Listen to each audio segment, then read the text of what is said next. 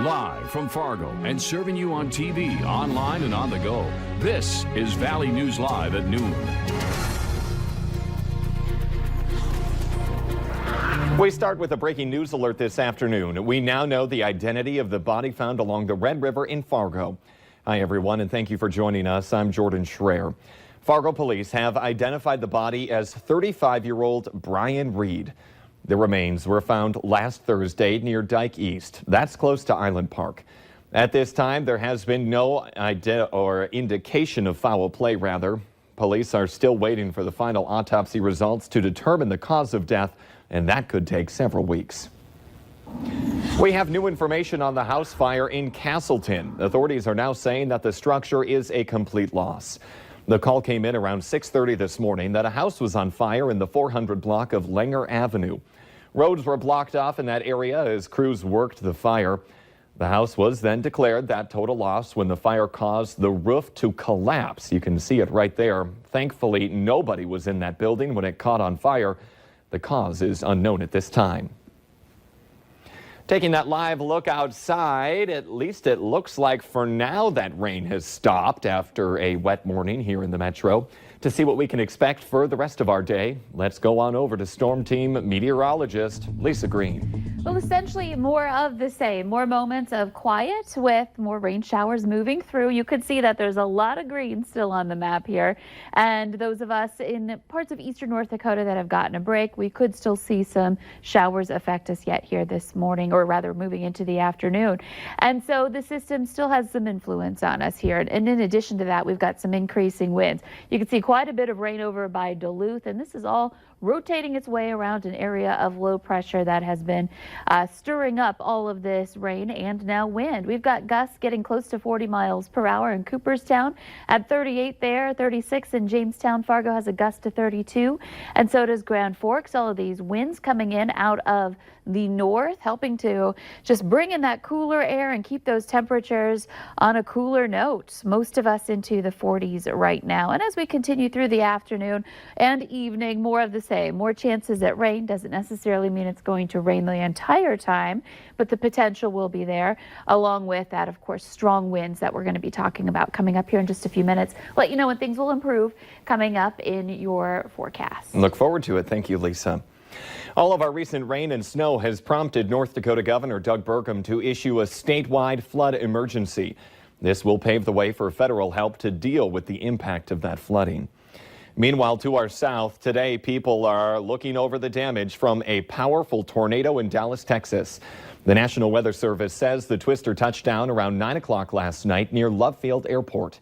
Then it went northeast through the city. Now you can see the damage it did to that Home Depot right there, partially caving in the roof.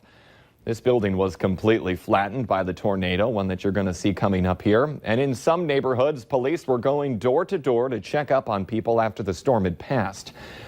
At the peak, around 140,000 people lost power during that storm, but before daybreak, that number had been slashed to 70,000. The National Weather Service will determine the power of that tornado a little later today. A highway cable barrier saved a driver from more serious injuries after police say she fell asleep while driving.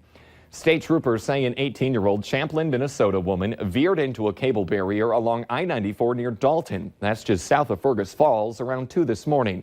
Her injuries are not considered serious. A Minnesota teenager who beat a school worker to unconsciousness will spend a year in a county workhouse. 19-year-old Corey Burfield of Minneapolis pleaded guilty to first and third degree assault. He attacked paraprofessional Mohammed Dukali in May of 2018 at an alternative high school for students with severe behavioral or emotional disorders. The Hennepin County Attorney's Office says the victim is now dependent on people for many daily activities. It's a story that could have had a very different and devastating ending. Instead, a high school football coach is now being heralded a hero after saving a student's life and demonstrating genuine empathy in the face of fear. Gady Schwartz has more. It was a moment of life-saving humanity and compassion caught on camera. This is such a story that usually ends in a tragedy. Keenan Lowe, a football and track coach at Park Rose High School in Portland, Oregon, is also a campus security guard. And this is him on surveillance video taking a shotgun away from a student, then embracing him in a hug. After the incident, Lowe spoke about what happened, saying he was first called to the classroom to check on a student making suicidal statements when that very student walked in with a loaded gun. In a fraction of a second, I analyzed everything really fast. I saw the look in his face, look in his eyes, looked at the gun. I realized it was a real gun, and then my instincts just took over. The footage shows the moments right after. Lowe, who's being hailed as a hero, hands the gun to another staff member, then embraces the boy, who hugs the coach right back. I felt compassion for the kid, to be honest. I told him I was there to save him. I was there for a reason, and that this is a life worth living.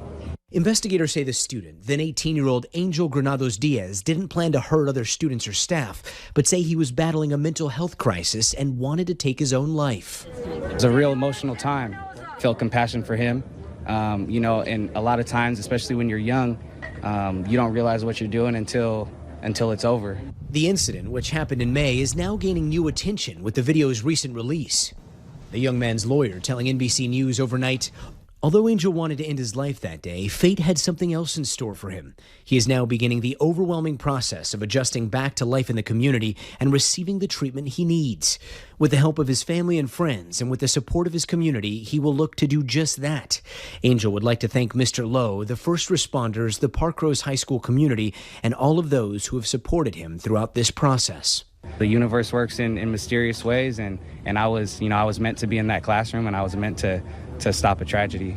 A tragedy avoided and a lesson learned, now turning what could have been heartbreak into hope. It's amazing what love can do. The young man in the video pleaded guilty to 2 charges and was sentenced to 36 months of probation. He is currently undergoing treatment for mental health and substance abuse. In our consumer alert this afternoon, 2 food safety recalls have now been put in place. Nearly 6,500 pounds of ready-to-eat turkey and sausage patties produced by George's Prepared Foods and sold under the Great Value brand at Walmart have been recalled. The USDA says the product may be contaminated with salmonella. And that second recall is from Pride of Florida, the maker of ground beef that may be contaminated with E. coli. Nearly 65,000 pounds of ground beef were sold under several different brands, including Circle A and Clark's. They are all bulk packages, primarily sold to restaurants in 12 to 60-pound cases.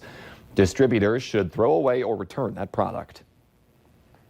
Coming up here at noon, doctors are developing a new way to treat heartburn or acid reflux. Find out how medical experts think they can tame it. But next, Lisa Green is in with what you need to know for your Monday forecast.